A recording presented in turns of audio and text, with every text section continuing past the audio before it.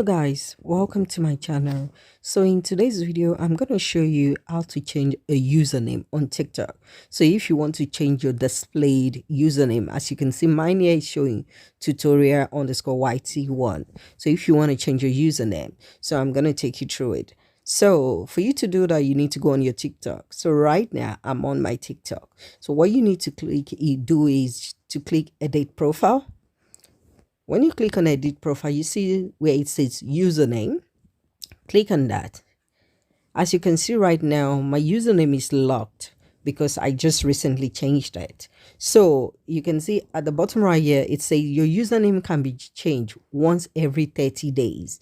You can change it again after January 27th. So basically, if you haven't changed your username within the last 30 days, you will be able to change your username. But right now, because I recently changed my username, so I'm unable to do that. So it's going to tell you the date or when you can change it. So basically, if you want to do it, this is the step you take to change your username. So as long as you haven't changed it within the last 30 days. So I hope you find the video useful, and if you do, don't forget to subscribe to my channel for more content. And if you have any issues, you're free to leave that in the comment section and I will respond to it. See you in my next video. Bye.